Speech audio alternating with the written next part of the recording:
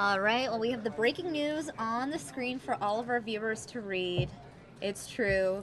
Puzder has withdrawn his Right. nomination. He will no longer be considered for labor secretary. This is big news, Mark. Yeah, this was something we've been seeing kind of building over the past couple of days, and then really today it kind of really we started to hear that more and more senators were not going to support this nomination. He needed GOP GOP senators, senators. There were a right. firm four that were no, that were not going to support the nomination. He could have had a tiebreaker with Mike Pence being the vice president coming in and doing the Right. tie-breaking vote, but there was talk that maybe even 12 more senators Wow. on the GOP side were going to vote no. So rather than risk it getting to that point, which would have been kind of an embarrassment for the administration, politics works this way. The person who's the one who's up for the nomination, Right. he knew that it was probably time for him to withdraw his nomination. There was just too many things that were going to make this a very ugly confirmation process if Right. it were to go forward. Right, and that confirmation process is supposed to start tomorrow. Yeah.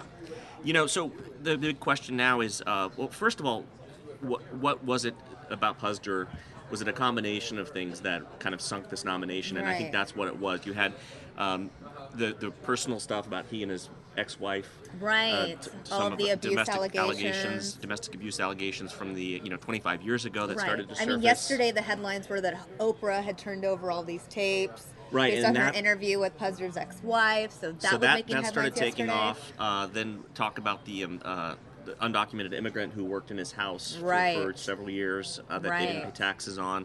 He claims he didn't know, and then when he found out she was fired, then some things with his employees at the company that he ran, that CKE restaurants, Right. Hardee's and Carl's Jr.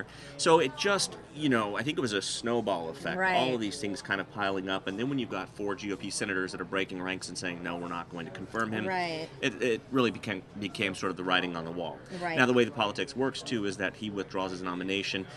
President Trump can then put somebody up, kind of save face. They didn't get to the ugly parts, really, things that would have come out. Right. That I in think the it was confirmation probably process. better for his sake Yes. to withdraw his nomination, because I think he didn't want to have to address a lot of those issues. Yeah, there was going to be a lot of potentially dirty laundry that would be aired Right. during the proceedings, and I think as more and more things started piling up, I think it became pretty clear, and Right. he withdrew, and it's probably good, whether you have anything in your past or not. I can't imagine sitting there in front of all those senators being grilled about everything in your life.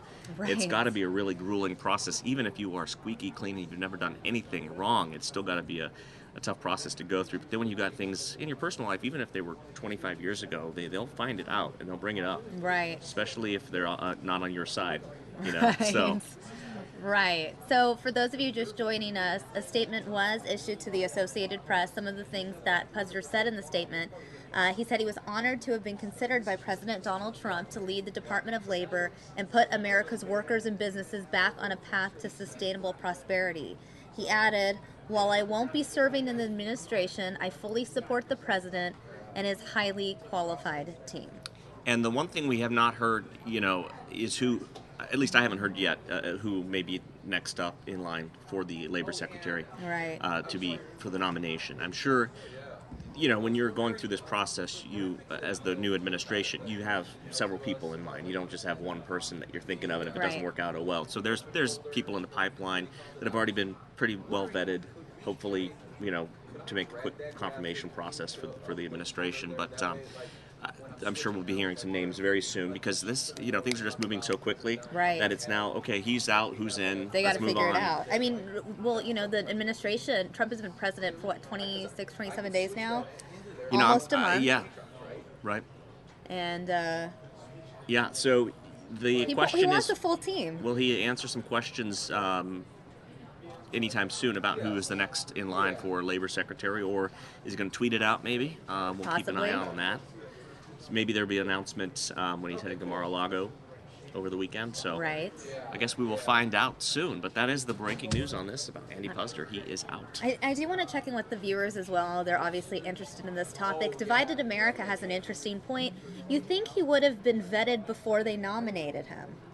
What do you think about that statement? I think that's true. Well, I mean, obviously there was vetting that went on. It just To what extent? yeah, right. things clearly got missed here. So yeah, that is a good point.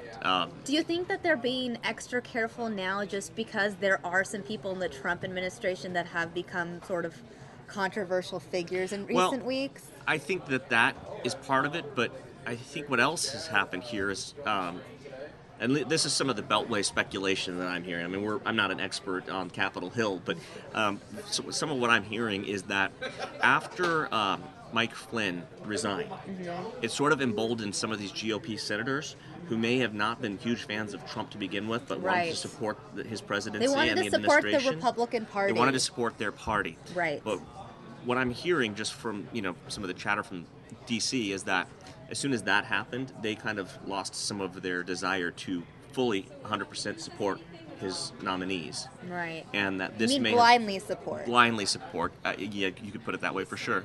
So that they have now decided, okay, we're going to be a little. They feel emboldened is the word that I'm hearing about.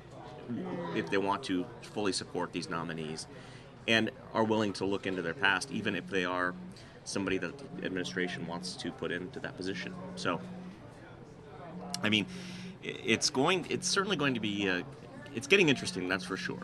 And we will be watching it very closely here on News Now. Mark, I appreciate you stopping by. Absolutely. Chatting with me about this breaking news for our viewers.